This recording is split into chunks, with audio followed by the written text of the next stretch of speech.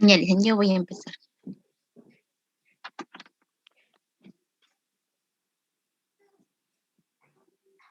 Mm, ay, aquí está.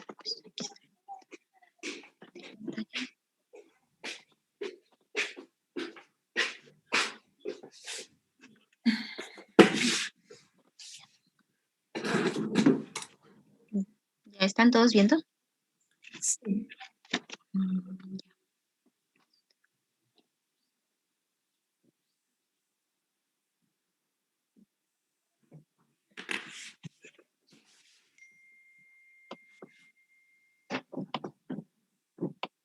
ya. Buenos días, licenciada, compañeros. Nuestro tema del artículo es herramientas moleculares y su utilidad en el cáncer pediátrico. A continuación vamos a exponer nuestro tema. Dice que en la actualidad el cáncer es el problema, es un problema muy importante en la salud pública a nivel general y también en lo que es a nivel infantil es la segunda causa de mortalidad en niños mayores de 4 años de edad. Esta enfermedad es producto de una acumulación de lo que son alteraciones genéticas a nivel de los oncogenes, de los genes supresores y de genes reparadores del ADN que producen una alteración en la expresión genética, en la expresión de los genes y asimismo esto afecta su función. La biología molecular es muy utilizada en lo que es actualmente en el diagnóstico de estas enfermedades ya que tiene como objetivo identificar lo que es la alteración a través de diferentes métodos, la alteración a nivel estructural o de la secuencia de los genes críticos que son importantes para el desarrollo de estos cánceres. Estas técnicas tienen una alta lo que son sensibilidad y especificidad que permite un diagnóstico preciso, incluso antes de que se manifieste lo que son los síntomas de lo que es el cáncer. Y además, esta ayuda a determinar lo que es la enfermedad mínima residual en pacientes que ya tienen remisión clínica. Tenemos la reacción en cadena polimerasa. Esta fue escrita por primera vez, fue escrita por Carrie Mullis en 1985. Esta consiste en la amplificación de secuencias de ADN de una cadena de ADN. Para estudiar lo que es una determinada secuencia. Esta consta de 3 pasos, lo que es la desnaturalización, que ocurre a una temperatura de aproximadamente 94-95 grados centígrados, en la que las cadenas de ADN se van a separar. Posteriormente de esta se da lo que es la alineación a una temperatura de 50-70 grados centígrados. Aquí se va a utilizar lo que son unos primers que se van a unir a los segmentos específicos del ADN que se desea estudiar. Posteriormente, se da lo que es la extensión de la cadena a una temperatura de 72 grados centígrados. Aquí, con la ayuda de la TAC polimerasa, se van a añadir lo que son los DNTPs o desoxinucleótidos trifosfato para alargar así y copiar lo que es la secuencia que se desea estudiar. Finalmente se va a obtener un producto amplificado de la secuencia diana y esta es útil para el estudio o la identificación de diferentes enfermedades. La reacción en cadena en polimerasa se dice que es una técnica muy versátil que se permite usarla de diferentes maneras o modificarla para así poder estudiar lo que son diversas patologías. Tenemos primero lo que es la reacción en cadena polimerasa de transcripción reversa. Aquí esta se parte de lo que es un ARN, a diferencia de la PCR normal, que se empieza con ADN. Se parte de una molécula de ARN de la muestra en estudio, ya sea tejido o cualquier otra muestra biológica. A esta cadena de ARN a través de la acción de una enzima de lo que son la retrotranscriptasa, se le va a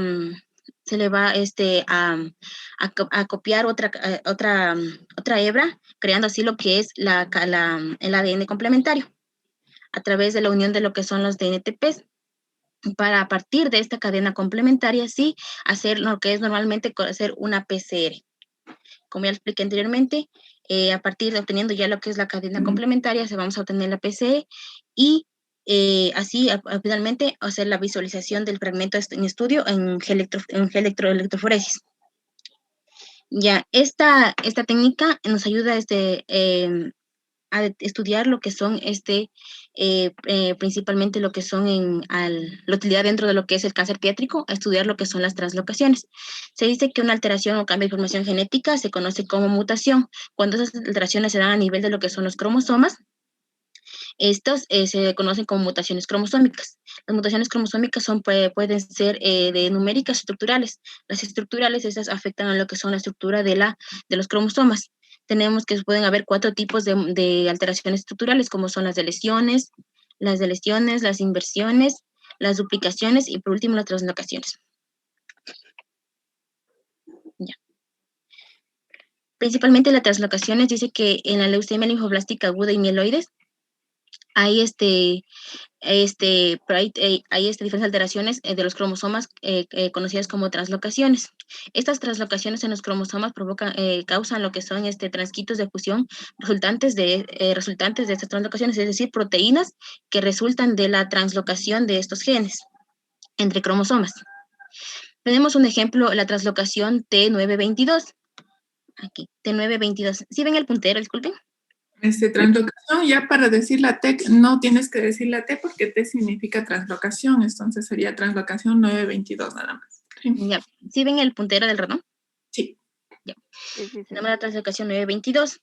Ya, esta translocación ocurre cuando un fragmento del cromosoma 9 intercambia con un fragmento del cromosoma 22, dando así como resultado fusión entre los genes BCR y ABL. Este nuevo cromosoma se lo conoce como cromosoma de Filadelfia.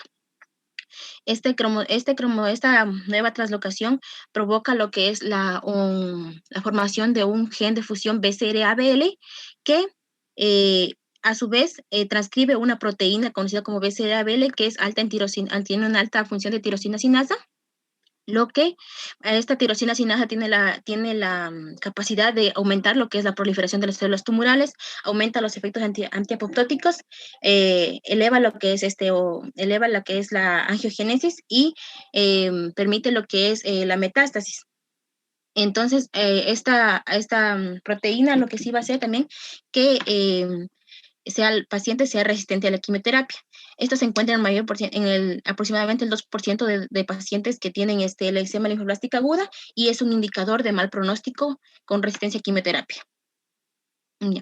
Tenemos otro ejemplo, como es el cromosoma, la translocación 1221, en la que provoca lo que es la fusión de los genes del AML1.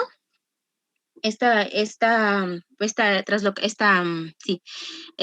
translocación se encuentra en aproximadamente el 25% de pacientes con leucemia linfoblástica aguda, pero al ser detectado es un indicador de supervivencia, es un buen indicador ya que se dice que los pacientes tienen aproximadamente una probabilidad del 85 al 90% de supervivencia. En sí, la función, ya. Tenemos también otros ejemplos de otras translocaciones, como son las translocaciones 119, la MLF4 y la antes mencionada la 922, que de estas ser detectadas son indicadores de mal pronóstico y de falla terapéutica en los pacientes. Se dice que especialmente la translocación 411, en la que hay una fusión de los genes MLL a F4, los lactantes solamente tienen una supervivencia del 10 a 30% al ser sometidos a una quimioterapia. Ya.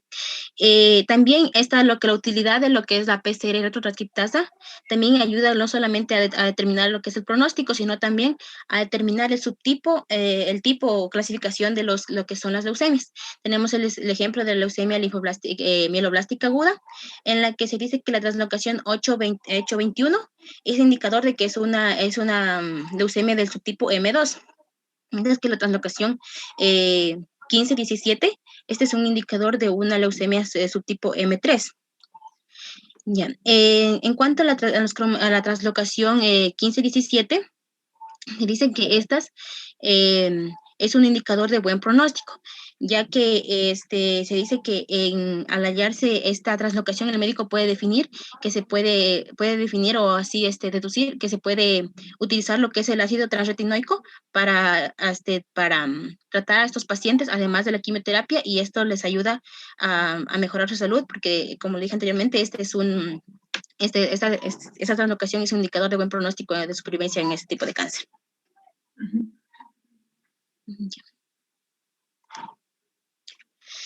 Se dice que la utilidad de la PCR retrotranscriptasa también ayuda a lo que es a detectar lo que es la enfermedad mínima residual en pacientes que se encuentran en remisión.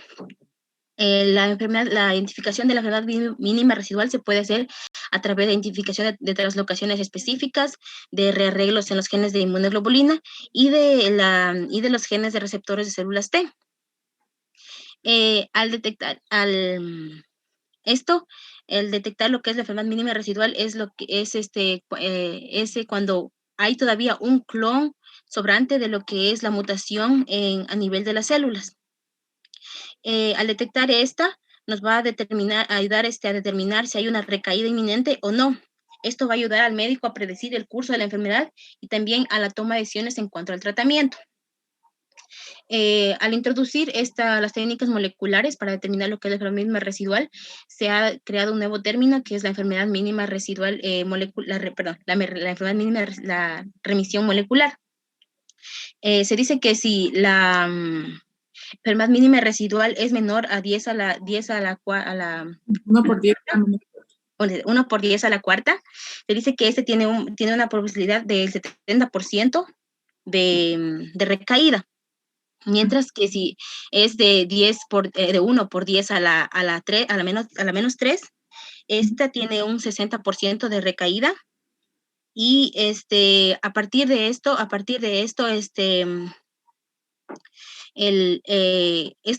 esto no solamente no es un indicativo de que el tratamiento haya fallado, sino que se deben tomar otras medidas o aplicar otros tratamientos a estos pacientes. Ya. Se dice también lo que es la PCR retrotranscriptasa ha sido un punto importante, ha sido una técnica importante para detectar lo que es otros tipos de tumores a nivel infantiles, como son los neuroblastomas, en la que se dice que se buscan también genes específicos de mutaciones para así dirigir lo que es el tratamiento a los niños y ver establecer lo que es el pronóstico en cuanto a si va a ser bueno o malo según la presencia o ausencia de estos genes. Ya.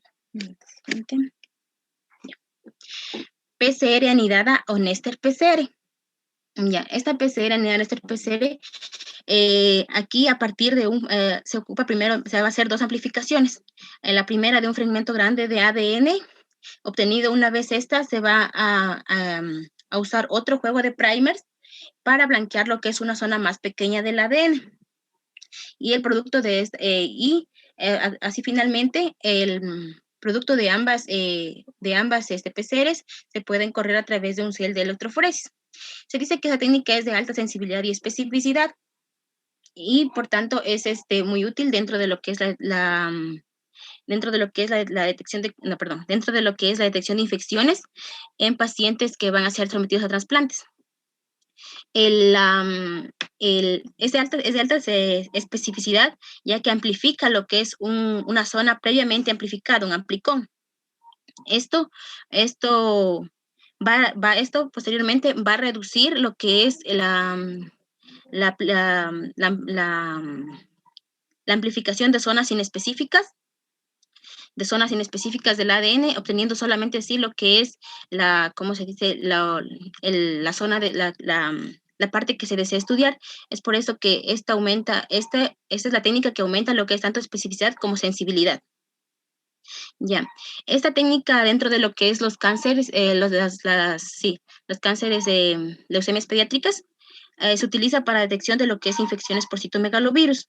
Se dice que una infección por citomegalovirus puede permanecer en estado latente cuando el paciente se encuentra, es un paciente inmunocompetente. Pero en caso de, como son los pacientes que son sometidos a trasplantes de células hematopoyéticas o de otros órganos, aquí estos pacientes se ven inmunocomprometidos, entonces puede haber lo que es una reactivación de este virus. Este se puede presentar en un periodo de 1 a 4 meses después y puede ocasionar lo que es un fallo en el injerto.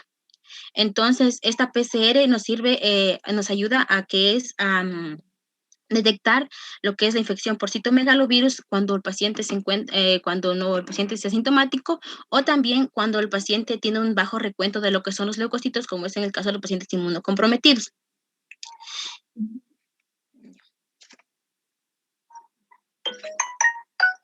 Y esa es mi parte, Liz. Ya, listo. Compartir, por favor. Ya, perdón.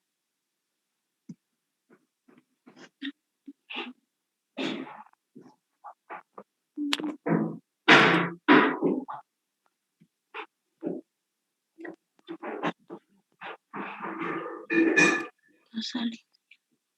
Sí, tal vez. ¿Puedo Sí, seguir? Carla. Otra de las técnicas también que se tuvo lo que es este artículo es sobre la reacción de la cadena de la polimerasa en cuanto al polimorfismo conformacional de cadenas sencillas. Activando el video, Carla, que no te veo. Dicen, es que lo que pasa es que uno tengo activado el micrófono y el otro lo que son las diapositivas porque no me funciona mi computador. Bueno. Ya, bueno, podemos decir que esta técnica es de gran utilidad porque permite detectar lo que son mutaciones o alteraciones en cuanto a las mutaciones genéticas, en cuanto a los cromosomas estructurales. Entre ellas tenemos lo que son sustituciones de bases, pequeñas inserciones, delecciones y lo que son reordenamientos.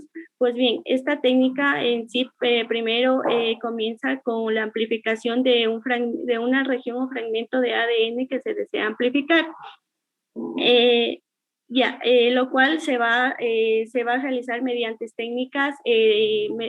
técnicas moleculares como lo que es la PCR, lo cual vamos a obtener diferentes productos amplificados de PCR, que estos también pueden ser visualizados mediante lo que es un patrón de bandas mediante electroforesis, lo cual nos dice que para poder detectar lo que es una mutación, se va a comparar lo que es el ADN el ADN de una persona normal con el ADN de un paciente que contiene lo que es la mutación. Estos productos de PCR van a ser sometidos a un proceso de desnaturalización con una solución desnaturante, permitiendo de esta manera que los productos, que las cadenas dobles de ADN puedan separarse a cadenas simples de ADN. No sé si ven mi puntero, no, ¿verdad? Sí se ve, Carla. El puntero sí se ve, tal vez. Allá. Sí se ve. Vamos a obtener lo que son cadenas simples de un paciente sano, de un paciente que no tiene la mutación, con cadenas simples de un paciente que va a tener lo que es la mutación. Luego de estas son sometidos también a una renaturalización intracatenaria que nos dice que esta en sí, cada hebra del ADN de un aplicón va a adoptar lo que es una cadena secundaria que muchas de las veces tiene la forma de un bucle o de asa de horquilla, lo cual estas también debido a estas mutaciones puntuales, modifican lo que es la conformación y sobre todo altera lo que es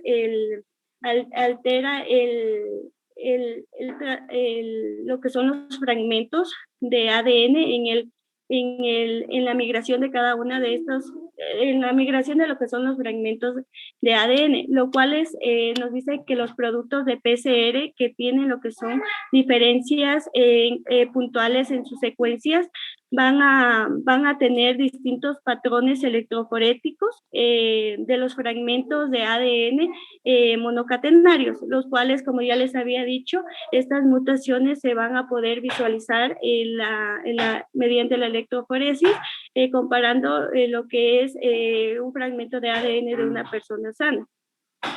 Esta técnica aplicada a lo que es a la oncología nos permite identificar lo que son mutaciones en el gen TP53, que en sí nos dice que es un guardián del genoma. Este codifica una proteína importante que es la proteína P53. Esta consta de 3 partes. Primeramente, la parte central, que esta se une a lo que es al ADN. Una parte, un extremo, que es amino terminal, que está en cambio es responsable de activar lo que es la transcripción, ya que esta proteína también actúa como un factor de transcripción. Y también un extremo carboxiterminal que es responsable también de lo que son las oligomerización de la proteína. Ya.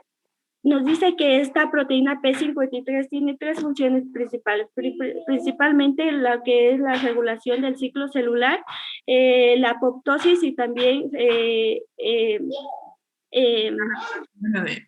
separar lo que es el ADN dañado. Ya. Una vez que esta proteína P53 se ha activado, nos dice que permite detener el ciclo celular o la división celular, especialmente en la fase G1, lo cual no permite que se duplique lo que es el material genético que se encuentra afectado. Bueno, yo investigué que principalmente cuando esta P53 está activada, va a activar lo que son mecanismos o sistemas de reparación del ADN, lo cual esta P53 se une al ADN para poder... al ADN dañado, pero. ¿Al ADN dañado o que está con alguna mutación? El ADN dañado. Otro gen también va a permitir lo que es codificar también la proteína P21. Esta P21 nos dice que es una proteína inhibidora de sinasas que va a permitir unirse o activar lo que es la producción también de la proteína inhibidora CDK. Pues bien, esta P21 se une al complejo ciclina CDK impidiendo de esta manera que se activen otros genes que van a dar a la regulación normal del ciclo celular, lo cual ese tiempo, mediante esta unión, permite que esta P53 en ese momento permita reparar lo que es el daño al ADN. Ya. Dice que cuando este daño del ADN no ha podido repararse, entonces la célula entra en apoptosis en casos de que no se ha reparado este ADN mediante lo que es el gen VAX. Ya. En cambio, no es lo mismo que pasa cuando la proteína P53 en cambio se encuentra mutada. Aquí podemos ver lo que es una proteína P53 normal. Aquí observamos lo que es una proteína P53 mutada. Dice que esta proteína mutada, cuando el ADN se encuentra dañado, no se puede unir al ADN, lo cual no permite activar mecanismos de reparación del ADN, lo cual la proteína P21 tampoco se va a sintetizar, lo cual impide también la parada del ciclo celular. De esta manera permite que se duplique lo que es la información genética afectada y pueda atravesar las siguientes fases del ciclo celular, como va a ser la fase S, la fase G2 y posteriormente hasta la mitosis, permitiendo también consigo llevar un conjunto de errores genéticos, los cuales también dan lugar a una proliferación excesiva de las células, que va a dar lugar también a lo que son a mutaciones, y estos van a conducir también a que la persona pueda contraer lo que son diferentes carcinomas. Ya. Uno de los ejemplos que nos daba aquí el texto es sobre el síndrome de Li-Fraumeni, que en sí se considera como un síndrome de cáncer familiar, la cual la persona puede contraer varias carcinomas, entre ellas como puede ser leucemias, sarcomas óseos y también tejidos blandos, cáncer de mama, carcinoma suprarrenal y tumores cerebrales. Nos dice que además este tipo de técnicas también permite como un marcador de riesgo, pronóstico y también como respuesta a un determinado tratamiento. Ya, está bien, Carla. Bueno, ahí me falta una cosita que cuando termines yo te pregunto. Otra de las técnicas también tenemos lo que es el polimorfismo de longitud de fragmento de restricción. Bueno, a este nos dice que es una de las técnicas que tiene varias aplicaciones, entre ellas y que permite el análisis de lo que son pruebas de paternidad y también lo que son huellas genéticas. También dice que es muy utilizada para detectar lo que son polimorfismos, especialmente polimorfismos de un solo nucleótido, en donde va a haber una alteración o un cambio en un solo nucleótido de una secuencia de ADN, o de una cadena, perdón, de ADN. Esta también nos permite también, ya nos sirve también como un biomarcador de pronóstico y para dar respuesta a un tratamiento. Nos dice que esta técnica permite amplificar varias veces una secuencia específica que se encuentra contenida en lo que es un sitio de restricción determinado. Este proceso comienza también con la amplificación de una cadena de ADN que se desea analizar mediante técnicas moleculares como la PCR, la cual va a dar lugar a las tres fases, que es la desnaturalización, la alineación de los cebadores y también la extensión del ADN polimerasa.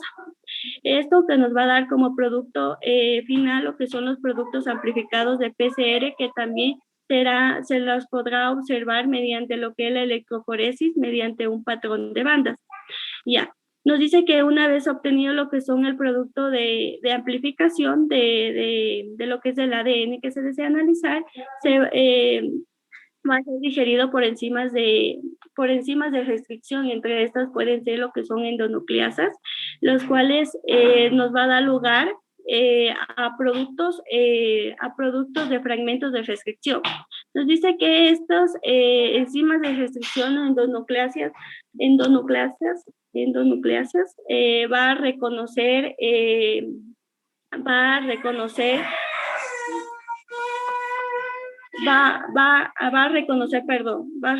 dos moléculas de ADN que pueden ser cortadas por nos dice que cuando dos moléculas de ADN son cortadas por una misma enzima de restricción y que tienen lo que es por ejemplo, un cambio en uno de sus nucleótidos, van a ser cortadas, vamos a obtener lo que son diferentes fragmentos, y las diferencias de la longitud de estos fragmentos se los va a denominar, son los conocidos RFLP, que son polimorfismos de longitud de fragmentos de restricción. Estas enzimas de restricción también nos permiten reconocer lo que son el alelo variante y el alelo silvestre o normal. Nos dice que cuando la enzima de restricción reconoce lo que es el alelo variante, nos va a dar lugar a dos fragmentos. En cambio, nos dice que en el alelo silvestre o normal, la enzima de restricción va a suprimir, lo cual es el fragmento de ADN no será cortado, no va a ser digerido. Estos también dice que se van a separar mediante lo que es todos estos fragmentos por medio de lo que es la electroforesis, obteniendo de esta manera lo que es un patrón de bandas específico para cada uno de los genotipos, los cuales se van a separar dependiendo del tamaño de cada fragmento.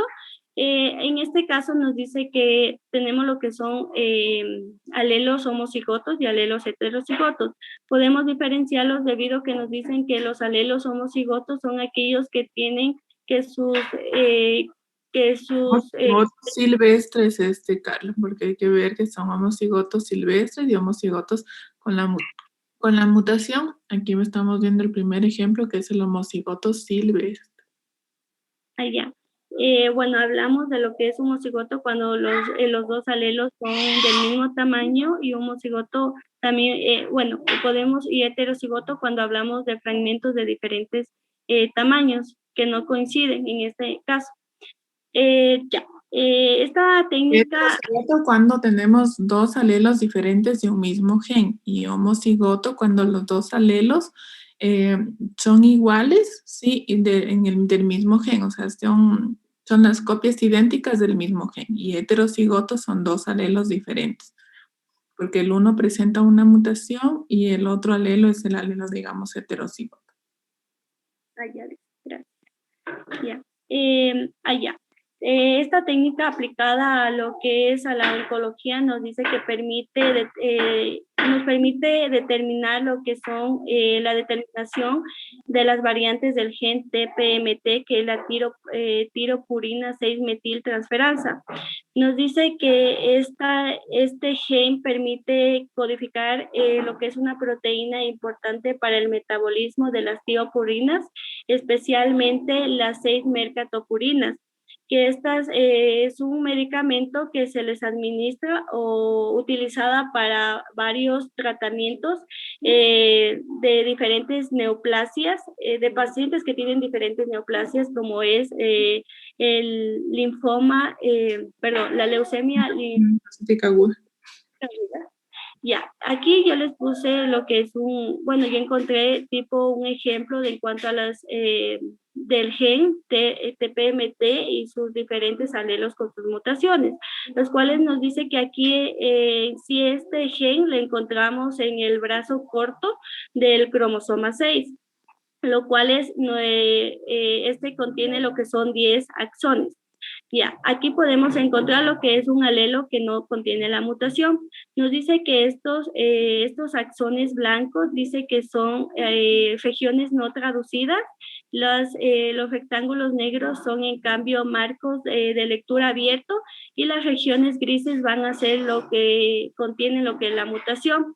Generalmente estos tienen lo que es, generalmente los axones que contienen la mutación específicamente de estos alelos son el axón 5, el 7 y el 10.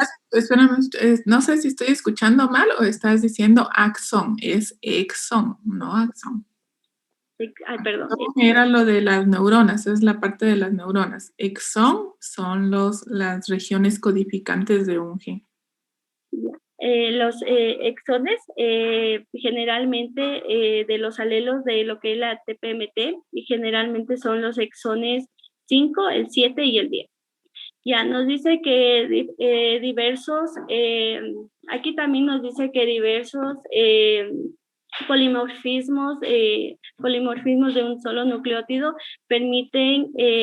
contienen variables, lo cuales permiten una baja actividad enzimática. En sí, esta técnica permite una detección rápida para que estas personas para que en sí estas personas a la larga no tengan complicaciones. Nos dice que este tipo, en personas que tienen lo que son estas variaciones genéticas, por lo general presentan lo que son mielopresión grave, Mielosupresión grave, no mielopresión, mielosupresión. Mielosupresión grave, que aún así con una administración estándar de lo que son 6-mercatopurina, los cuales permite esta técnica, como ya lo había dicho, una detección rápida de estos pacientes con este tipo de variaciones para que más adelante no tengan lo que son complicaciones graves. Nos dice que este tipo de técnicas también tiene una gran ventaja de que permite tiene un menor tiempo y además un menor costo y además no se requieren de lo que son herramientas sofisticadas y además se requiere de poca cantidad de lo que es el ADN. Ya. En cuanto al análisis de quimerismo molecular, una de las aplicaciones de las técnicas de PCR también es lo que es el análisis de quimerismo molecular, que en sí nos permite dar un seguimiento o monitoreo a las personas que son sometidas a trasplantes alogénicos de células hematopoyéticas, como puede ser como puede ser de sangre, cordón umbilical o también de médula ósea del donante. Pues hablamos de quimerismo cuando la persona, la presencia de células de dos individuos genéticamente diferentes, y un trasplante halogénico generalmente se realiza por medio de un donador, con el objetivo de poder sustituir lo que son células cancerígenas del paciente por células sanas del donador. Nos dice que el estado de quimera es uno de los, es como un método de información para saber el curso o periodo post trasplante del paciente, y sobre todo la posibilidad de que este paciente no tenga lo que es una recaída o rechazo del injerto. Ya. También nos habla de que el análisis de secuencias de secuencias del ADN, esto es como un método informativo que permite distinguir entre las células del donante y las células del receptor, sin necesidad de que estas personas sean, indiferentemente del sexo. Ya, nos habla que antiguamente no se utilizaba este análisis de quimerismo molecular debido a que se utilizaban lo que son técnicas moleculares con una baja sensibilidad, y además los marcadores tenían un bajo grado de lo que son de polimorfismo, y además se requería que tanto el paciente como el donador sean del mismo sexo. Hoy en día se realiza lo que es el análisis de quimerismo mediante la amplificación de lo que es la PCR, la amplificación mediante la PCR, con el objetivo para poder detectar lo que son pequeñas zonas del ADN altamente polimórficas, como son las BNTR o las CTR. Las BNTR, que son el número variable de repeticiones de tándem, y las CTR, que son en cambio repeticiones cortas de tándem. Con el objetivo de poder estudiar estas y poder encontrar diferencias que van a permitir detectar lo que son tanto el análisis del quimerismo, como también poder encontrar algunas alteraciones en cuanto antes del trasplante y después del trasplante de la persona. Con el objetivo de permitir, de poder detectar alguna recaída o poder tener un diagnóstico precoz en cuanto si el paciente va a tener o tuvo lo que es una recaída una vez que obtuvo lo que es el injerto. Ya.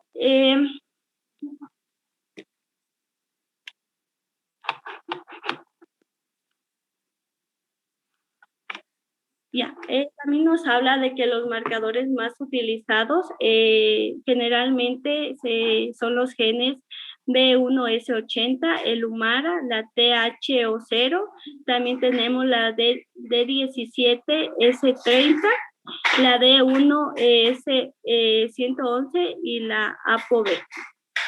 Nos dice que generalmente el objetivo de las ventajas de lo que es las técnicas moleculares, como es la PCR para el análisis de quimerismo, es que tiene una alta sensibilidad y sobre todo permite detectar lo que son poblaciones de células, pequeñas poblaciones de células, tanto del receptor como el donador. Además permite tener lo que es saber si va a haber tener como evidencias algunas alteraciones que se pueden dar después de que se ha establecido lo que es el injerto. Además nos permite conocer o realizar estudios sobre las variaciones o sobre la evolución de quimera, relacionarlo también con el estado de quimerismo y sobre todo con el estado del injerto y la enfermedad del injerto contra el huésped, que sí, esta nos dice que consiste en una afectación que se sabe dar mediante lo que son las células madre del receptor, puede atacar a las células del donante. Generalmente esto sucede después del trasplante y se manifiesta mediante sarpullidos o ulceraciones en la boca y también mediante dolor abdominal. Allá. Podemos hablar, bueno, aquí puse un ejemplo en cuanto, aquí podemos observar generalmente la persona que tiene lo que son tanto de una persona o del receptor, del receptor de la persona que tiene lo que es una enfermedad hematogénica, como puede ser una leucemia, lo cual es uno de los, nos dice que un tratamiento oportuno muchas de las veces son los trasplantes alogénicos, lo cual es aquí podemos observar las células del receptor, es decir, las células cancerígenas y las células cancerígenas y las células sanas del receptor, los cuales aquí podemos ver también lo que son las células de lo que es del donante. En cambio, estas serán las células sanas. Estas antes de lo que es el trasplante. Una vez después del trasplante, lo que se requiere es que la persona tenga lo que es un quimerismo completo, y más bien no que, y este va a permitir detectar de esta manera que no se dé lo que es, o va a permitir detectar si el quimerismo es mixto o un quimerismo completo. Ya, hablamos de un quimerismo completo cuando las células, se ha tenido lo que son ya las células establecidas del donante, es decir, que estas células cancerígenas se han eliminado por completo. Cuando hablamos de quimerismo mixto, cuando obtenemos lo que son células, hay la preexistencia tanto de células del donante como células del receptor. Nos dice que estas células de quimerismo mixto nos dice que tiene un alto grado de lo que es un riesgo para que la persona o rechace el injerto o muchas de las veces tenga una recaída.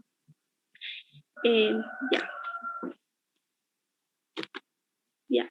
Bueno, yo aquí encontré este tipo de electroforesis que se realiza cuando una persona antes de electroforesis en cuanto a patrones del paciente y del donador antes de realizar el trasplante y después de realizar lo que es el trasplante. Ya, en la figura 1, de manera representativa, se realiza lo que es la amplificación de 5 BNTRs, es decir, de números variables de repeticiones de tándem altamente, que pueden ser altamente polimórficas.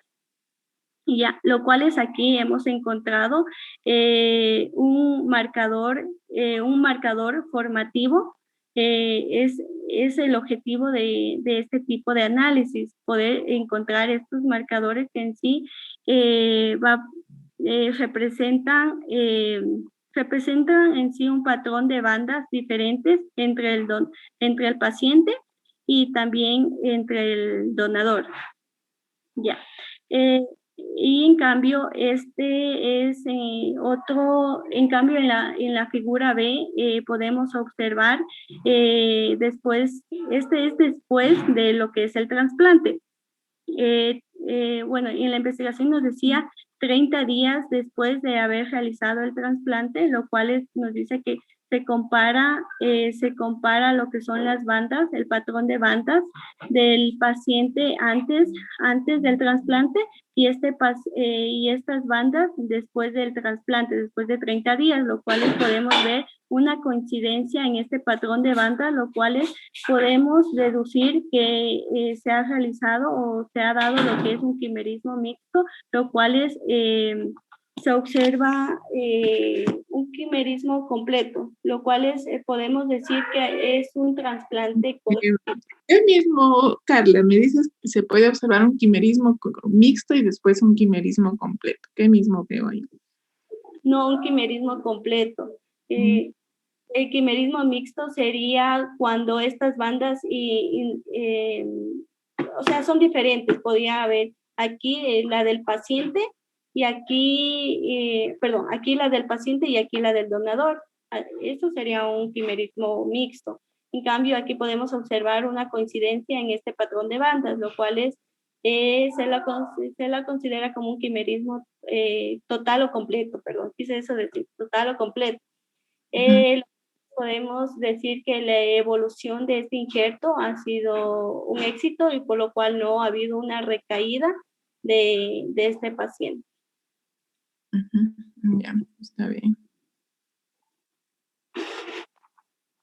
Ya, bueno, ahí tenía unas 2 preguntas, ya terminaste, Carla, pero bueno, creo que las voy a hacer al final a todos, ya, para que todos me expliquen.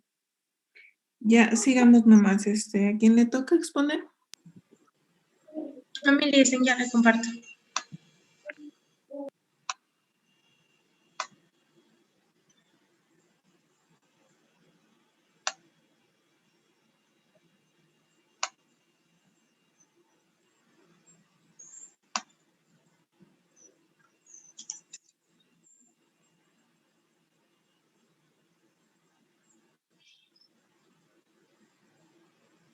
¿Ya salió?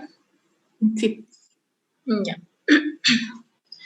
Otra técnica utilizada que es útil en el diagnóstico de cáncer infantil, tenemos que es la hibridación fluorescente in situ. Esta es una técnica molecular que permite determinar la cantidad, el tamaño y la ubicación de segmentos de ADN y ARN de células individuales en tejidos, en muestras de tejidos. Nos dice que esta técnica se basa en la capacidad que tiene el ADN de cadena simple para hibridarse con ADN complementario. Para lo que es la realización de esta técnica, primero se da en 4 pasos. Lo primero que ocurre es que se debe hacer es una extensión cromosómica en donde se prepara al cromosoma para su análisis. Y una vez que se ha hecho esta extensión que debe ser fijada, se procede a la desnaturalización. En la desnaturalización, la doble cadena de ADN se va a separar en 2 hebras, lo cual se puede dar por un aumento de temperatura.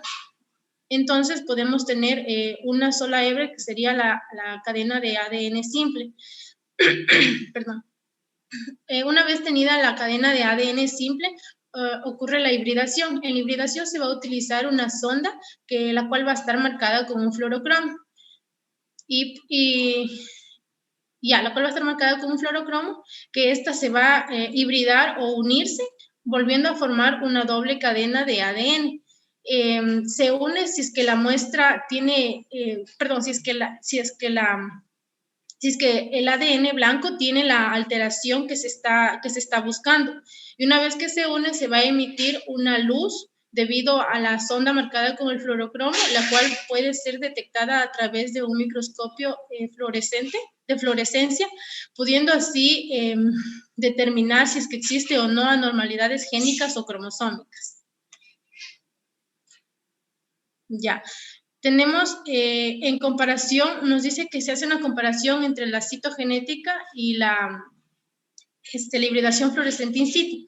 Nos dice que la prueba de hibridación fluorescente in situ, en comparación con la otra prueba, tiene la ventaja de poder identificar cambios genéticos que son demasiado pequeños para poder ser vistos con un microscopio.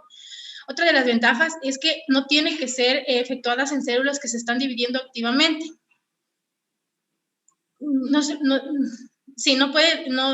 necesario que las células se estén dividiendo activamente, y también nos dice que los resultados se pueden obtener solo en unos días, y además también esta técnica es más sensible y más confiable que la citogenética convencional. Y además da la facilidad de utilizar varios fluorocromos para poder discriminar los blancos diferentes simultáneamente. Bueno, ahí te falta indicar, Kerly, un poquito, por ejemplo, que se puede obtener un resultado a través del FISH en menos tiempo, sí, en varios días nada más, ¿ya? Pero se debe indicar que en comparación con el cariotipo, o sea, sí se obtiene un resultado más pronto porque en el cariotipo se obtienen resultados después de varias semanas de que se tiene el cultivo de las células, que eso demora más en el resultado, ¿sí? A diferencia de lo que es el FISH, que se puede hacer, en cambio, bueno, en lo que es la citogenética, de ley se tiene que hacer un cultivo para que las células entren en metafase y recién ahí poder ver los cambios, las alteraciones cromosómicas.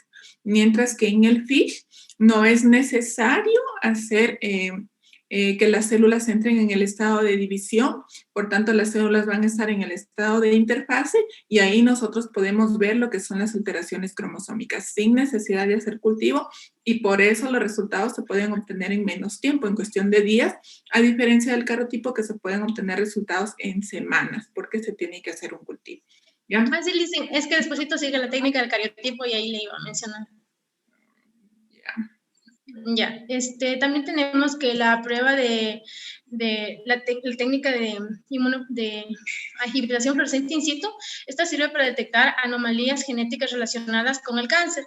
Ya, en algunos casos, cuando el tipo de cáncer ya ha sido diagnosticado, también la prueba del FISH ayuda a proporcionar información para ayudar a predecir los resultados que se pueden obtener y también cuál va a ser la respuesta a los fármacos que utilicen en la quimioterapia.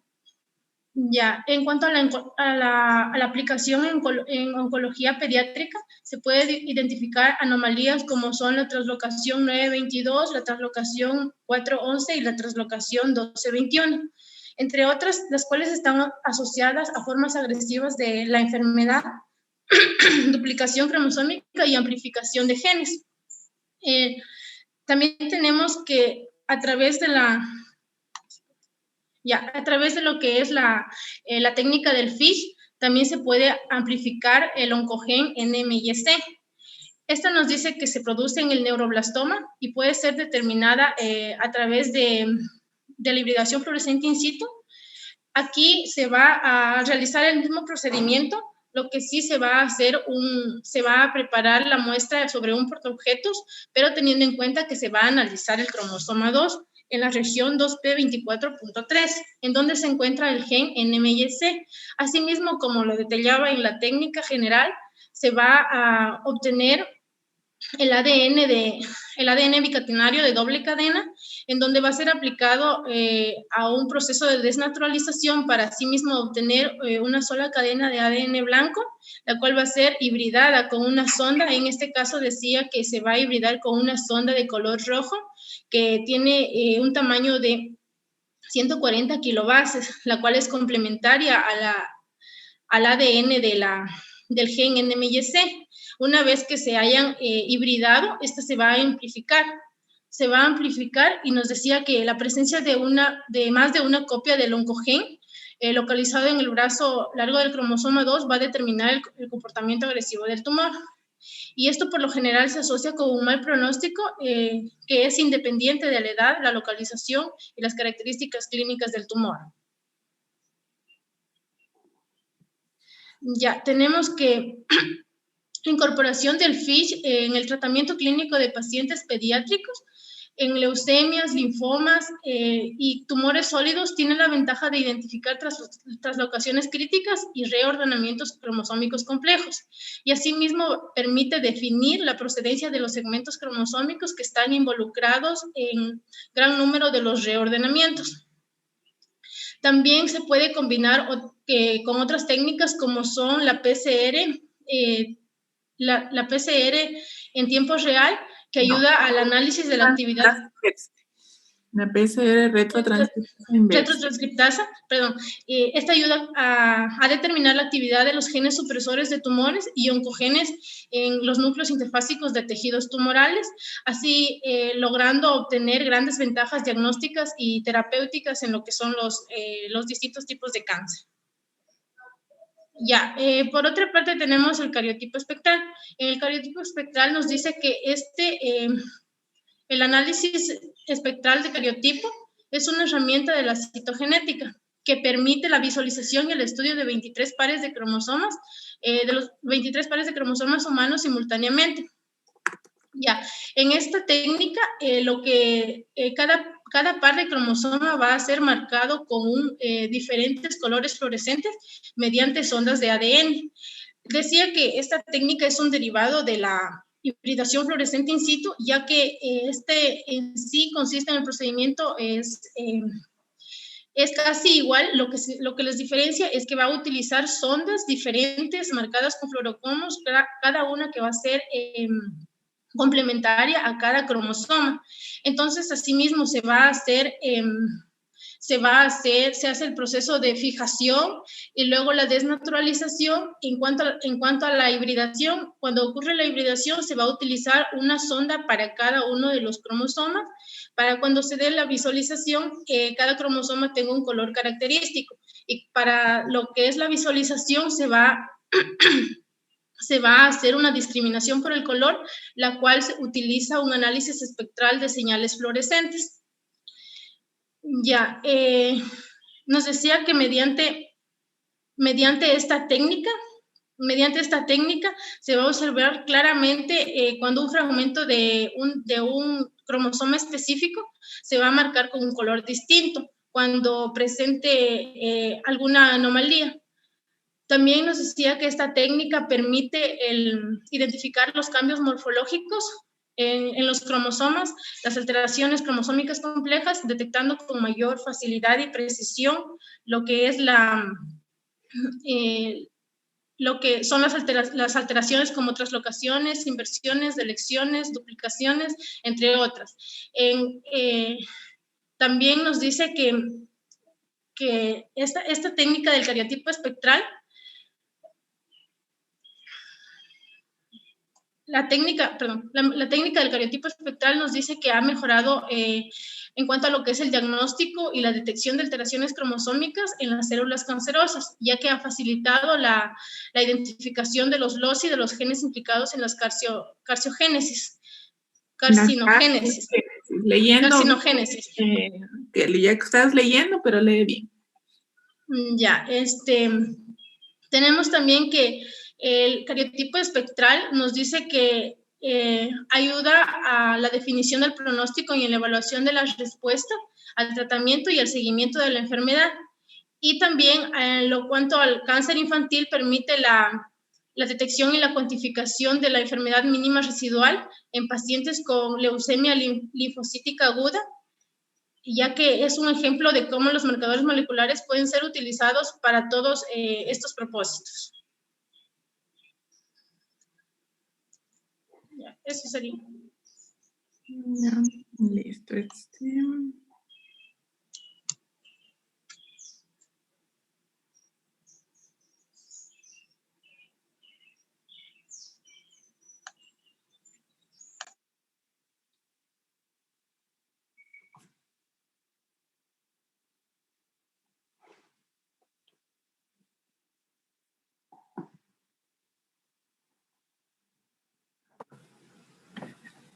¿Sí pueden ver, Lick? Sí. Ya, perfecto. Continuando con la exposición, también les vamos a hablar de otras técnicas, como es el caso de los microarreglos de ADN.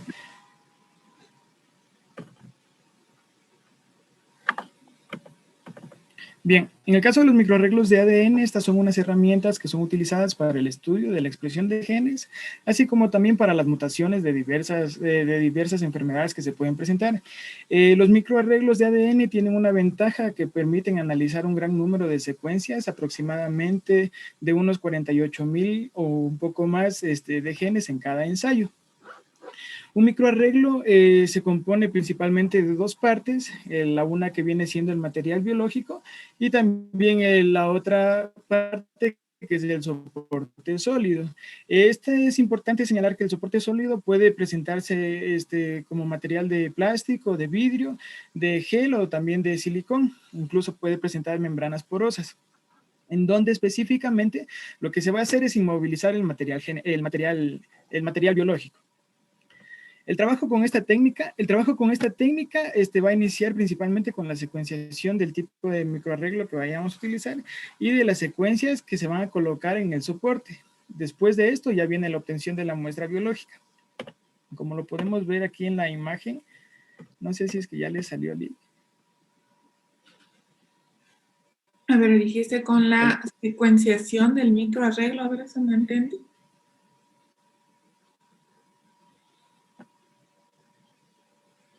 Que se inicia, dijiste, No, o sea, el trabajo con la secuenciación del microarreglo. de esta técnica va a iniciar con la selección del tipo de microarreglo. La Y de las selección. secuencias que se van a colocar, o sea, en el soporte, en la parte del soporte sólido, o sea, de la amplificación del ajá. A ver, Sí, ¿cómo dices? Otra vez. Sí, perdón. Entonces, repíteme, no le escuché bien, Lick, perdón. Repíteme nuevamente esa parte. ¿En qué van a consistir los microarreglos? ¿Cómo voy a empezar con el proceso? Ya, o sea, el trabajo con la técnica, en este caso de los microarreglos.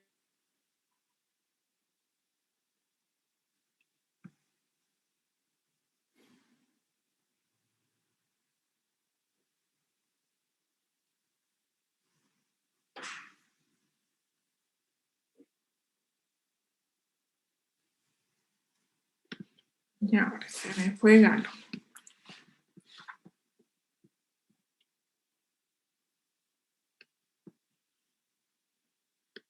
No se escucha, Galo. Te fuiste el video y también se fue el audio.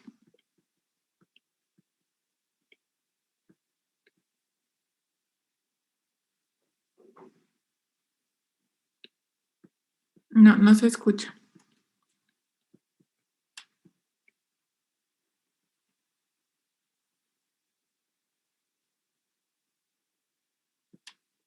¿Soy solamente yo o será mi internet? Regáleme, Melik, un segundito, solo cambio de lugar.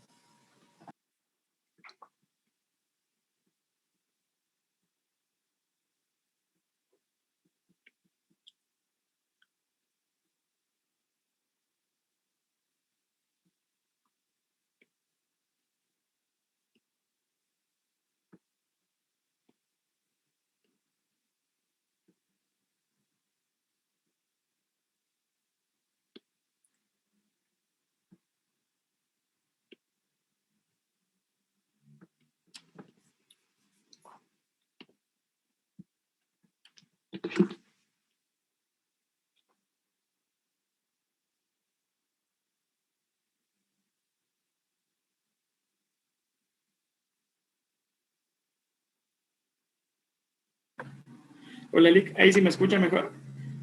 Y ahí ya te escucho. Hola. Ya, perdón, Lick, lo que pasa es que me tocó cambiar de lugar porque no cogí ahí el internet. Tal vez...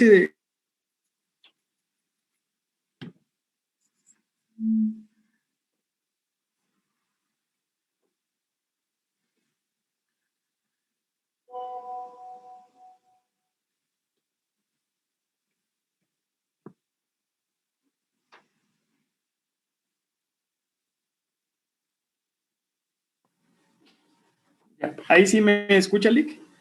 Sí, a ver, ahí habla para ver. Ya. Para escuchar. Ya, Lick. Ok, entonces les decía que el trabajo con esta técnica va a iniciar con la selección del tipo de microarreglo y de las secuencias que se van a colocar en el soporte. Recordemos que les mencionaba anteriormente que una de las dos partes del material, una de las dos partes del microarreglo era el soporte sólido, el cual podía presentarse como vidrio, gel, silicón, plástico, etcétera. Y luego de esto ya viene lo que es la obtención de la muestra biológica. Entonces, como lo podemos, no sé si podemos observarlo aquí en la imagen, Tenemos que microarreglos, las características de estos es que son instrumentos pequeños, aproximadamente de 1.28 centímetros de largo y de ancho. Como podemos observar en la imagen, una de las características principales de estos es que pueden, como lo mencioné anteriormente, analizar un gran número de secuencias que pueden ir aproximadamente de 48,000 genes o incluso de más. Y estos presentan fracciones que van de 2.5 micrómetros.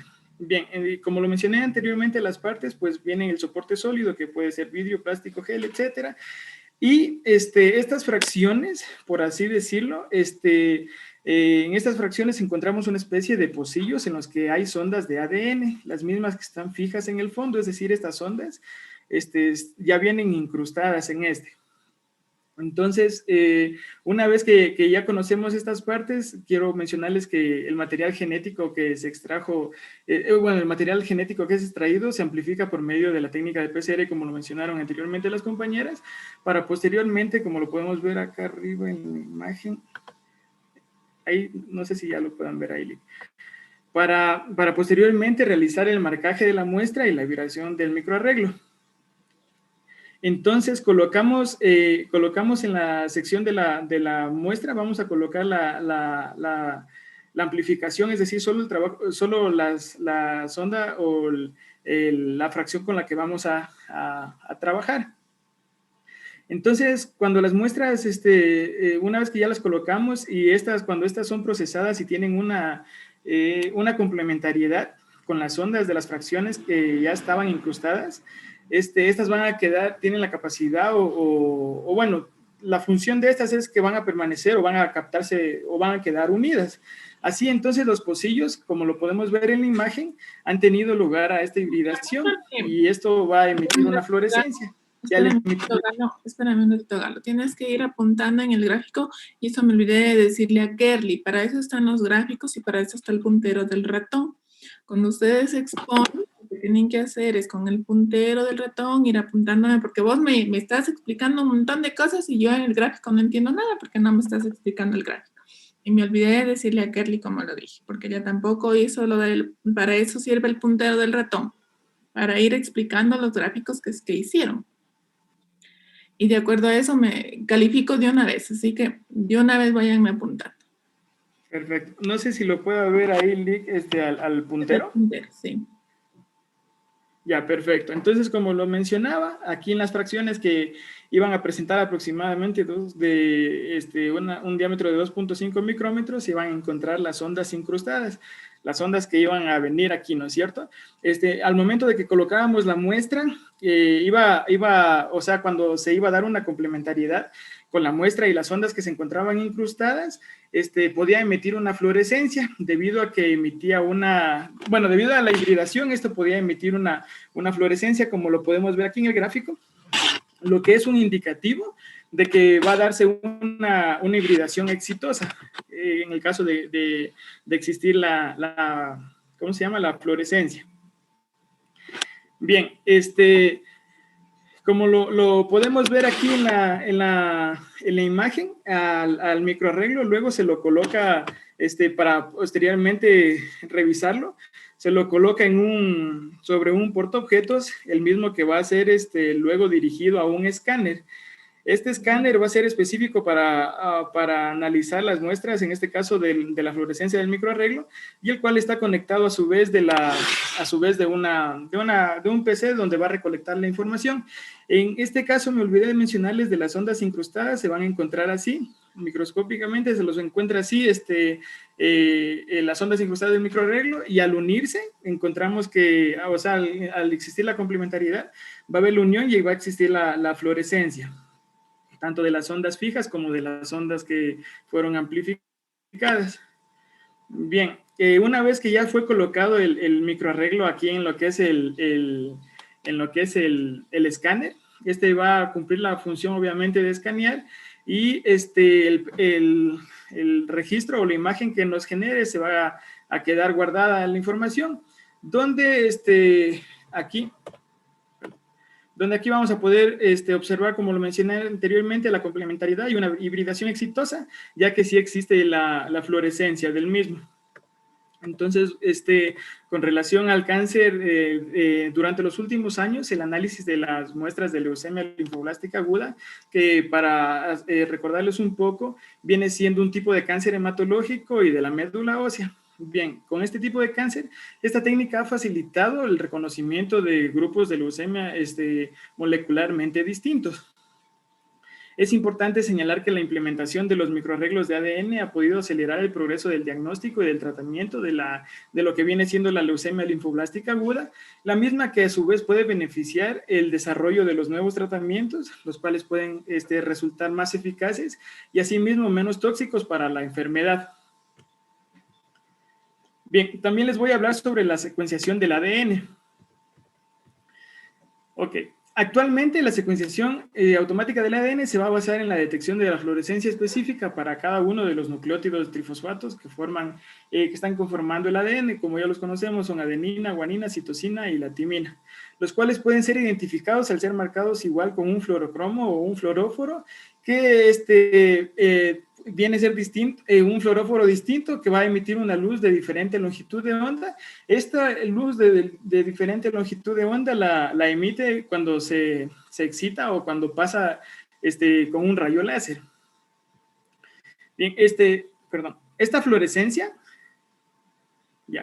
esta fluorescencia que es recibida por un detector, esta va a interpretar eso ahí. Bien, como lo mencioné anteriormente, la fluorescencia que va la fluorescencia que va emitida del láser, pasando por el capilar, esta fluorescencia es recibida por el detector, el cual va a interpretar, tiene la función principalmente de poder interpretar la señal, generando un registro de perfiles, como lo podemos ver en el gráfico, un registro de perfiles que van a presentar color dependiendo al nucleótido trifosfato que corresponda. Que presenta color que combinado se van a interpretar como una secuencia y lo cual van a ser se presenta como una secuencia de gráficos que se registran, que registran los picos que vienen siendo los cromatogramas, sí, los cromatogramas, que vienen siendo los cromatogramas. Y entre las importancias y las ventajas de esta técnica es que esta es una técnica muy sensible y rápida que permite y la cual va a poder requerir una poca cantidad de muestra para poder realizarla. Quiero señalar un dato importante en el área de oncología, que la secuenciación, o sea, esta técnica ha permitido analizar una gran cantidad de genes que se encuentran involucrados en el proceso de carcinogénesis. Más adelante les voy a explicar lo que es el proceso de carcinogénesis para que me puedan entender un poco mejor. Además también del comportamiento biológico de distintas neoplasias, así como también de la resistencia de fármacos antineoplásicos. Para que me puedan entender un poco mejor, el término tanto oncogénesis como el término oncogénesis como carcinogénesis van a hacer referencia literalmente al proceso por el cual se va a producir el cáncer. Como lo podemos ver en la imagen, el proceso de carcinogénesis va a empezar con una célula normal, pero la cual se encuentra bajo la exposición de un carcinógeno.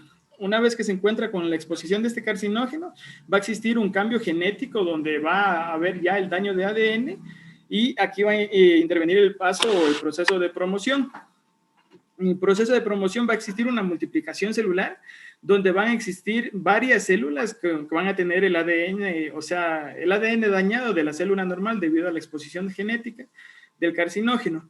Entonces, al haber esta multiplicación, ya se va a dar una formación de la célula maligna, lo que va a progresar a un tumor maligno posteriormente. En el caso de los antineoplásicos, estas son sustancias que impiden el desarrollo, el crecimiento o incluso también la proliferación de lo que vienen siendo estas células tumorales malignas. Bien, por último les quiero hablar sobre las de masas de proteínas. Ya. Bien, esta es una técnica de análisis de pesos moleculares que se puede aplicar para las secuencias de proteínas. Como podemos ver en la imagen, el equipo requiere de un inyector en un sistema de ionización, también con un analizador y un detector.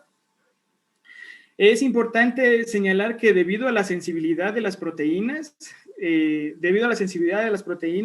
a la temperatura, o tanto a la temperatura así como también a la acidez, se ha podido desarrollar dos métodos de ionización para el estudio de las mismas, que viene siendo la electroexporación y la disociación en matriz inducida por láser. Bien.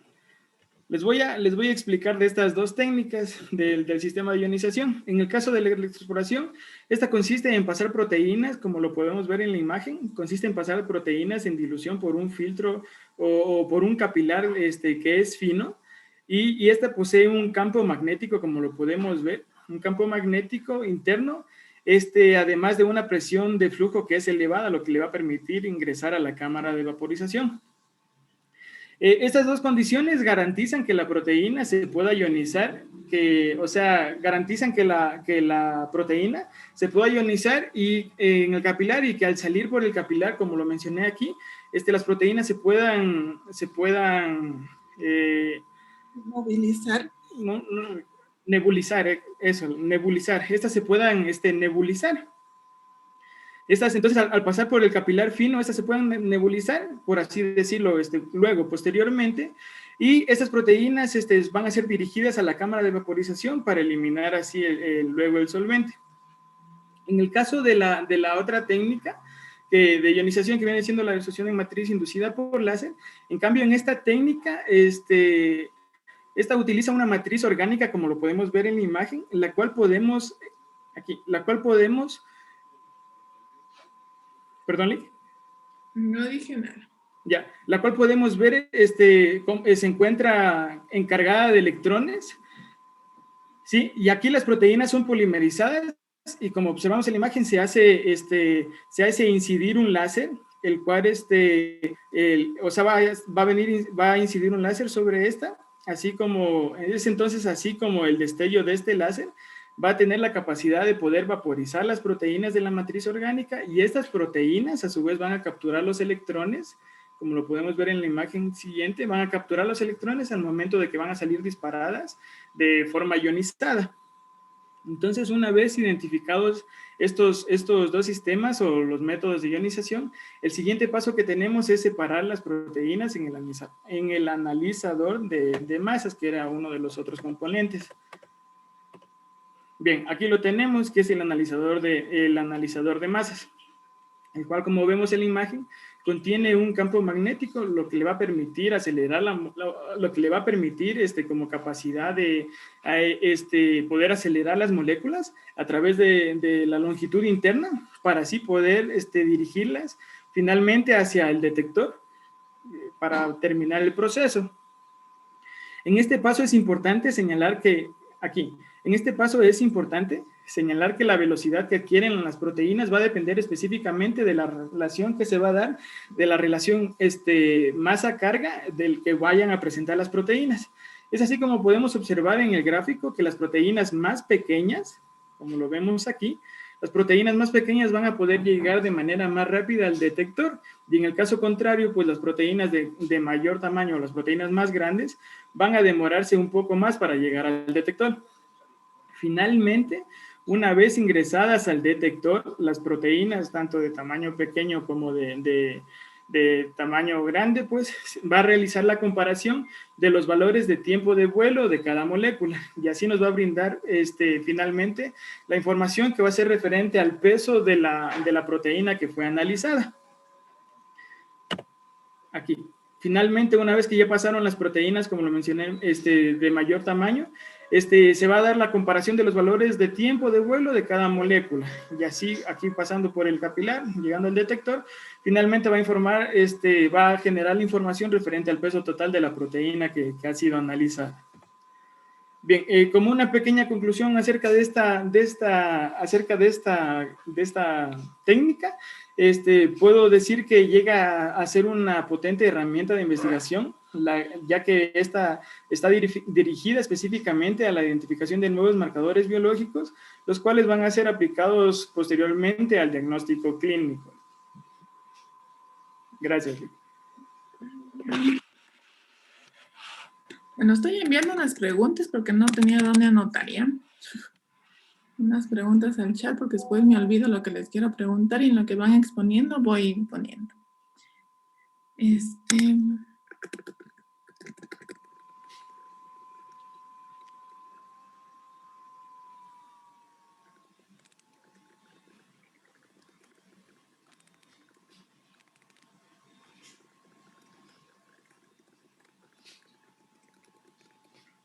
Ya, ahora sí. A ver, ayúdenme activando todos sus videos, por favor. Que vamos con las preguntas.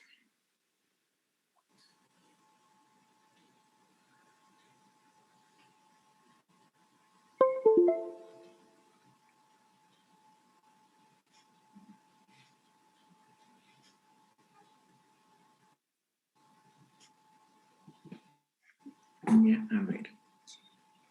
La primera pregunta, bueno, con respecto a lo que expuso Talía, me quedo contenta. Quedó realmente claro todo. Que habló, ¿no? De la importancia, por ejemplo, que tiene lo que es la detección de la enfermedad mínima residual en los pacientes que presentan leucemia, a quienes hay que hacerles, pues, la detección de la enfermedad mínima residual mediante una RT-PCR luego de lo que es la quimioterapia, ¿sí? Entonces, bueno, eso hubiera querido preguntarles, pero como lo explicaste bien, Talía, realmente se queda ahí.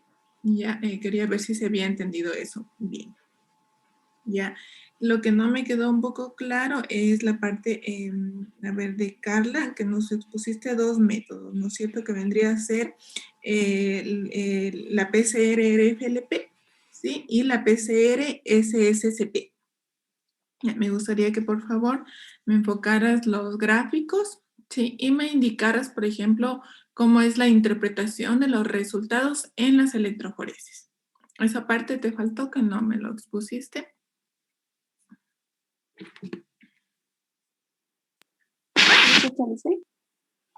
Sí, sí, te escucho.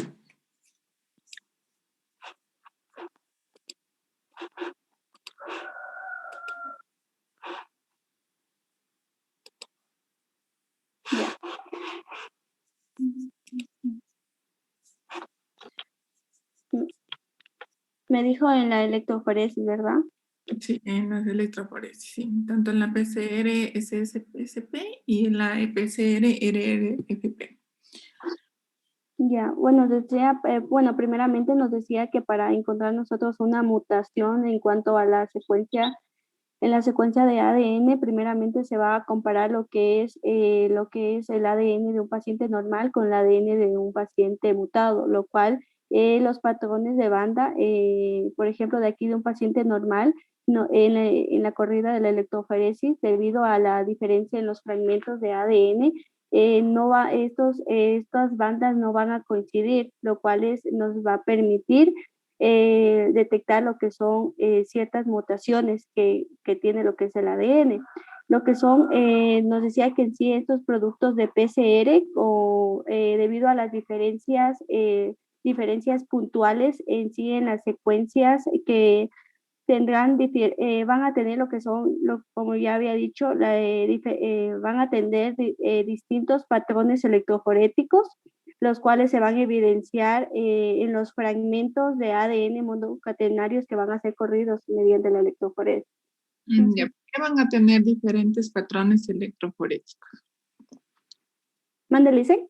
¿Por qué van a tener diferentes patrones electroforéticos? ¿Qué ocurre en la renaturalización? Allá nos decía que en la renaturalización van a tener debido a cuando se tiene lo que son mutaciones puntuales, van a tener diferentes conformación o van a alterar lo que es la movilidad de estas mutaciones mediante lo que es la electroforesis. Ya, entonces, una vez que se renaturaliza la cadena de ADN, tanto del ADN normal como del ADN mutado, voy a tener diferentes conformaciones en la molécula de ADN y por tanto van a migrar de diferente forma en el gel electroforesis. Ya, ahora, me falta la interpretación del gel. ¿Cómo lo interpreto ahí?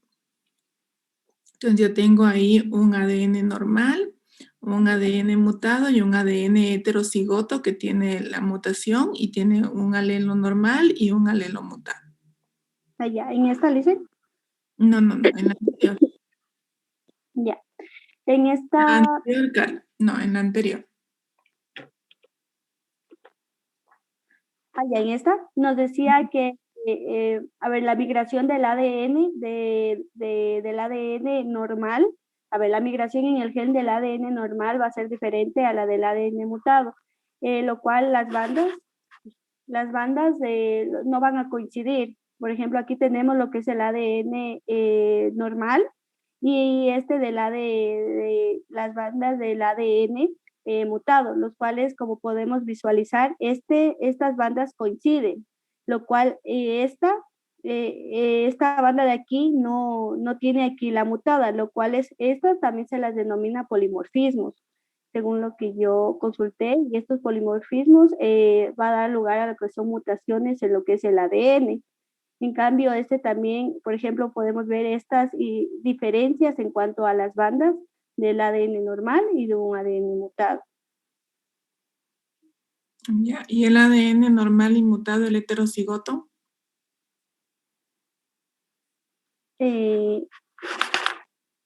Heterocigoto,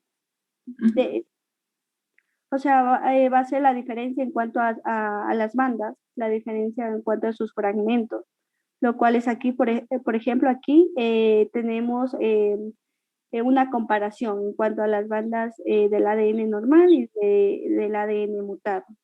Debido a sus diferencias de las bandas, nos dice que va a ser un heterocigoto cuando hay diferencias de tamaños en cuanto a sus bandas. O sea, no van a ser sus Pero yo quiero que me expliques el gráfico, Carla, el gráfico. La electroforesis.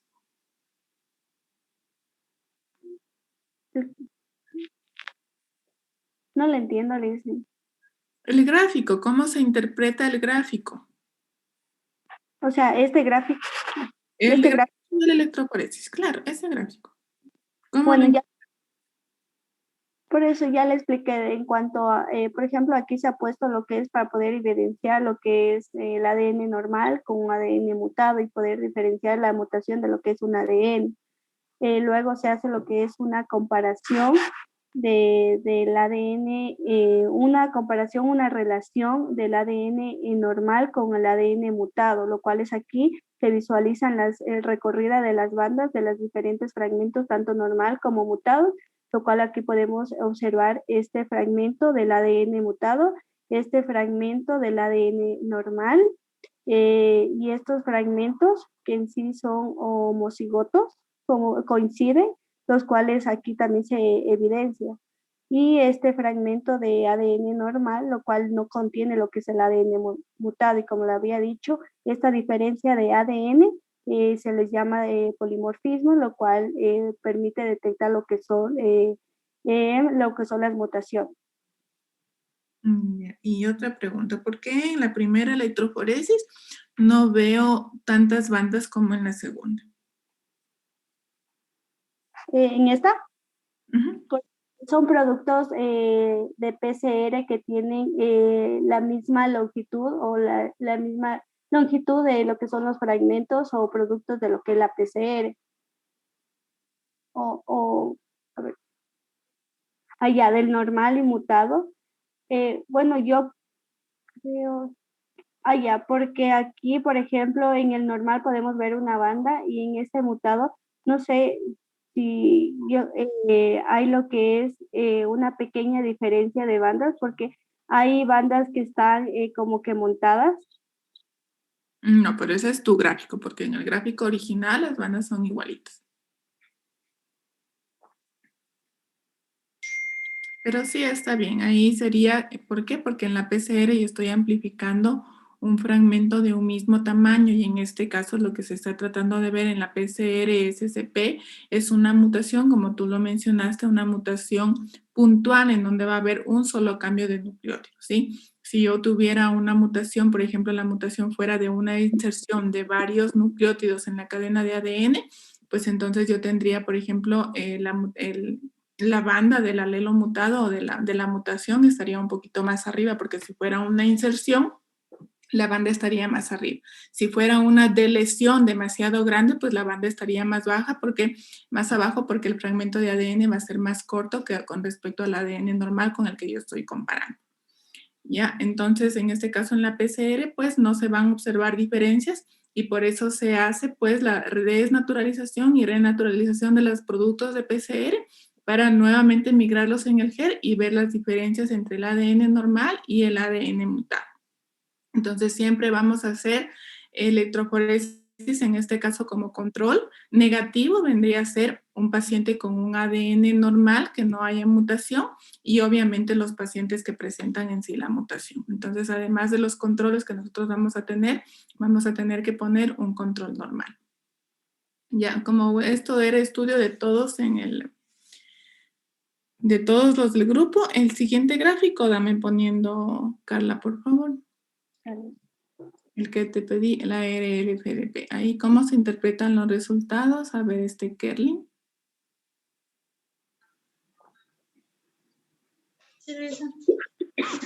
¿Cómo se interpretan los resultados? Ahí está mal el gráfico, Carla, porque en el homocigoto silvestre solo tiene que haber una banda, porque ahí hay que recordar que no hay un corte con la enzima de restricción. No debería haber dos, debería haber solamente uno, porque ahí no hay corte. No es. Ya, ahí cómo se interpretaría el gráfico, Kerly. Ya en cuanto al homocigoto, debería haber una sola banda que representa el fragmento que tiene un mismo tamaño del fragmento en pares de bases. Y en cuanto al heterocigoto, del fragmento en pares de bases, ¿qué significa eso? A ver, en un homocigoto debe haber una sola banda, el cual tiene un mismo tamaño. O sea, los fragmentos que corresponden a la banda tienen el mismo tamaño todos. Por eso se ubican en una sola. A ver, ¿cómo así deben tener el mismo tamaño todos porque se ubican en una sola banda? No entiendo. A ver, al ser homocigotos son iguales y por ende van a tener, tienen un mismo tamaño, a eso me refiero. ¿Viendo o no? Porque aquí estamos viendo una PCR RFLP. ¿Qué significa eso? Entonces tengo un homocigoto silvestre. ¿Qué veo en el homocigoto silvestre? En el homocigoto silvestre.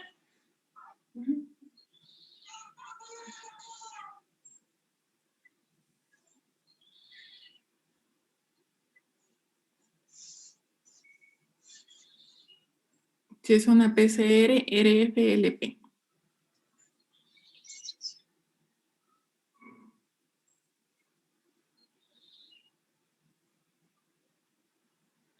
No, Alicia, no lo entiendo. A ver, ¿quién lo entiende? ¿Talía? ¿Galo? A ver, según lo que nos decía esta, cómo va a detectar lo que es un polimorfismo puntual dentro de esto. Entonces, una vez corrido lo que es la primera electroforesis, a partir de esta se va a digerir este producto de la primera electroforesis con una enzima. Se decía que la homocigota silvestre, esta no tiene un punto de corte, por lo tanto la enzima no va a actuar sobre ella. Esto se va a ver reflejado en lo que aquí debería haber una sola banda. En el centro. Ya, en el heterocigoto, aquí está entonces en el heterocigoto va a ver si lo que tiene va a tener lo que es un punto de corte, pero solamente en una de las cadenas, no en ambas cadenas. Por tanto, va a generar 3 fragmentos. Es así que se van a observar 3 fragmentos a nivel de lo que es en la electroforesis. Ya, y por último, bueno, ya. Y por último tenemos lo que es en el homocigoto variante, que aquí encima va a tener este polimorfismo y por tanto esta enzima va a cortar en lo que son en En ambas cadenas, perdón, sí, en ambas cadenas, y por tanto va a generar dos fragmentos del mismo de diferentes tamaños, lo que se va a observar en este al lado de electroforesis. Ya, está bien. Ya, muchas gracias, Talía.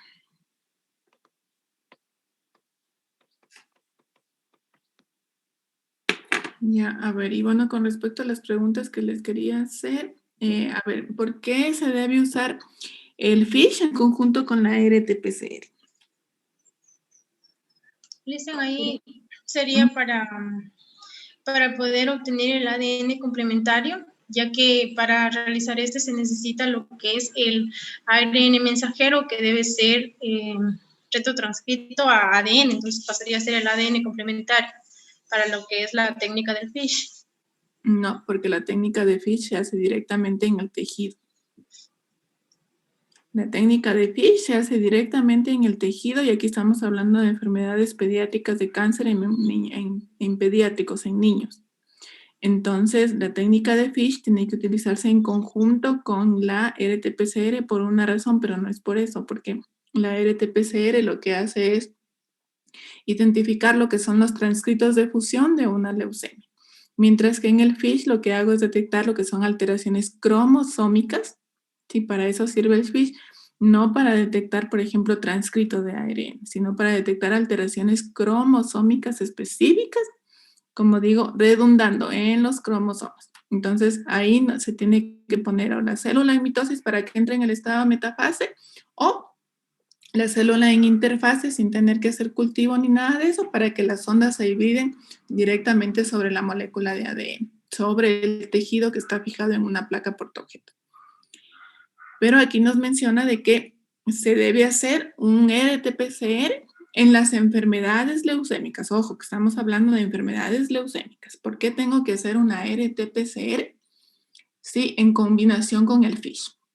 ¿Para qué me serviría el FISH en este caso?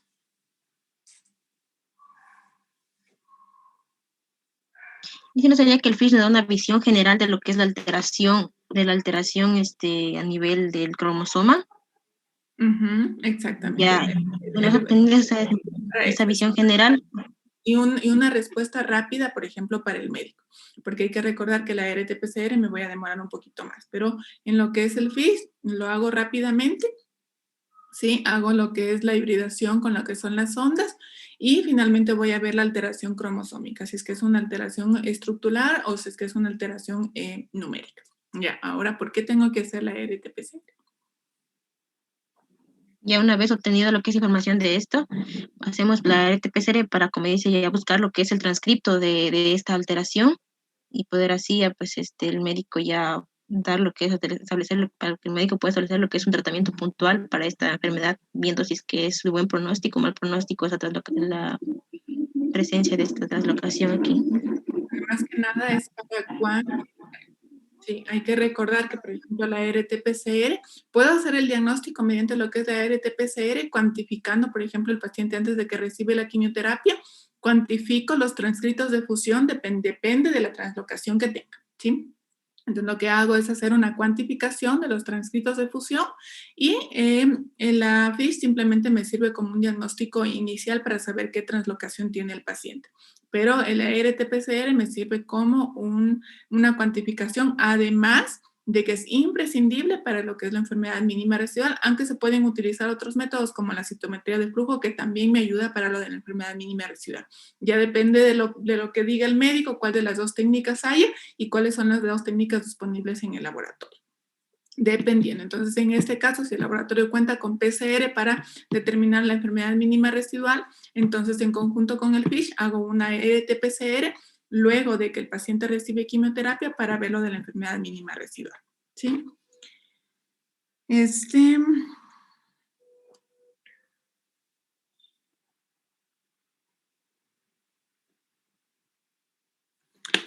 Ya, y las otras dos preguntas, a ver, déjenme ver. ¿Por qué no se puede automatizar la espectrometría de masas en el diagnóstico clínico? A ver, Galo está por aquí. Yo creo que se me ha ido, Galo. Esperen un ratito para llamarlo a Galo, así no se me escapa.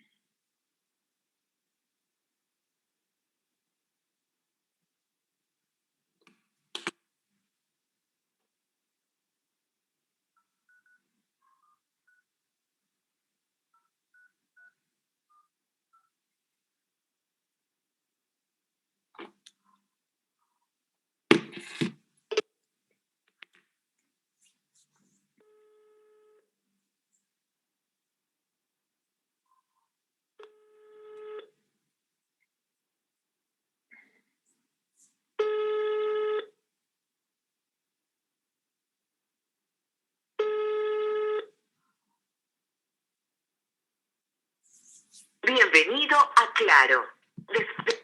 Que conste que le estoy dando la oportunidad a Galo y no me contesta, no responde la pregunta. Ya, pero bueno, me pueden responder ustedes. ¿Por qué no puedo automatizar la espectrometría de masas en el diagnóstico clínico?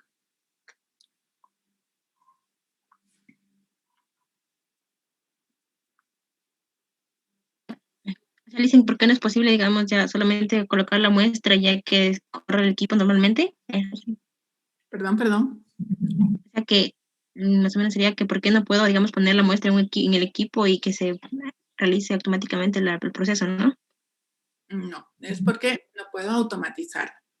Es, digamos, porque, por ejemplo, así como nosotros hacemos, por ejemplo, las pruebas en el diagnóstico clínico, ustedes han visto, por ejemplo, los equipos de biometría hemática, son completamente automáticos. Yo tengo un resultado en menos de un minuto, tengo un resultado de una biometría hemática, ¿ya? Pero eso no puedo hacer, por ejemplo, mediante la espectrometría de masas para detectar, por ejemplo, una leucemia, para detectar un neuroblastoma, por ejemplo, en un niño. ¿Por qué no puedo hacer eso?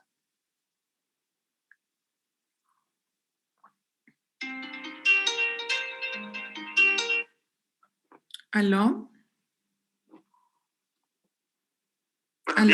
¿Aló, sí, Galo? Buenos días. Hablas con María del Cisne Loján. ¿Cómo estás? Estoy como veo que no estás en el Zoom y tengo que hacerle las preguntas para poderles las notas. Te llamé al celular para que me ayudes contestando la pregunta.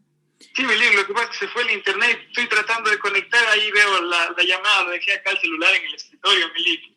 Ya, entonces, bueno, tus compañeros también te están escuchando a través del Zoom, así que la pregunta fue ¿por qué no puedo automatizar mediante espectrometría de masas para hacer un diagnóstico clínico, en especial en eso de lo que es el cáncer? ¿Por qué no puedo automatizar, me dice Lee? Ajá, ¿por qué no puedo automatizar la espectrometría de masas en el diagnóstico clínico? A ver, aquí nos decía que en la espectrometría de masas...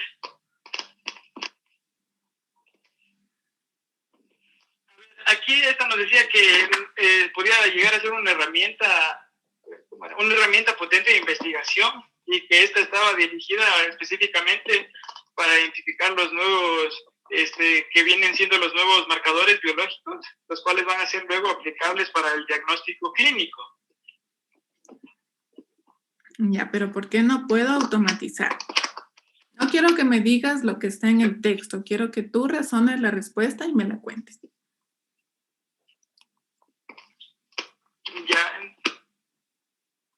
Ya, entonces vendría siendo porque debido debido a que esta técnica ya, puede ser debido a los costos y a la falta de capacitación del personal para el compromiso de esta técnica y poderla llevar así a cabo para el diagnóstico clínico, en este caso relacionando el cáncer. No, más que nada no es por eso, es una dificultad técnica por la cual no hay cómo automatizar esta técnica. Claro, y no sería liga ahí también por la falta de capacitación en el caso del personal debido a que es la complejidad de esta técnica. No. La técnica no es, bueno, es un poco larga de hacer y todo eso, pero en sí es más porque el hecho de que ustedes ya vimos, ¿se acuerdan? Espectrometría de masas cuando ustedes los pusieron en clases. nosotros previo a hacer lo que es la espectrometría de masas tenemos que hacer unos procesos largos de purificación de lo que vendrían a ser las proteínas, que se puede hacer mediante cromatografía de afinidad, mediante cromatografía de intercambio iónico, mediante cualquier técnica, incluso mediante lo que es la electroforesis, ¿sí? Bidimensional. Entonces hay que hacer pasos demasiado largos y porque hay una infinidad de proteínas o de componentes en lo que es el suero sanguíneo y lo que es el plasma. Entonces es muy difícil automatizar una técnica, ¿sí? Para que, digamos, yo simplemente analizo el suero, analizo lo que es una muestra de sangre, ¿sí? En el paciente y finalmente buscar solamente un tipo de proteínas que van a servirme como marcadores para la detección, por ejemplo, de lo que es una leucemia. Entonces, en este caso, solamente se tiene automatizado, por ejemplo, las pruebas para lo que son los genomas o los genes, porque de todas formas los genes no son tan variables a diferencia de las proteínas en una muestra biológica, porque en una muestra biológica vamos a encontrar una infinidad de proteínas, entonces es difícil automatizar la espectrometría de masas por esta razón. Además de que obviamente los equipos son altamente costosos y los procedimientos son demasiado largos. Entonces, por eso es difícil su automatización. No digo que algún día no se haga, porque mediante las investigaciones muy probablemente se lo pueda hacer. Pero actualmente pues es un poco difícil por el costo de los equipos, por la cantidad de proteínas que existen en las muestras y los procesos demasiado largos. Entonces ya sabemos que cuando nosotros automatizamos algo, tratamos de que los resultados sean lo más inmediato posibles. Mientras que en el caso de la espectrometría de masa realmente es algo muy complicado por esa razón. ¿Ya? Eso más que nada. Ya listo, Galo. Muchas gracias. Eso creo que sería todo por el día de hoy. Nos vemos entonces la siguiente semana con el último grupo que le toque exponer. ¿Sí? No sé si tienen alguna pregunta tal vez.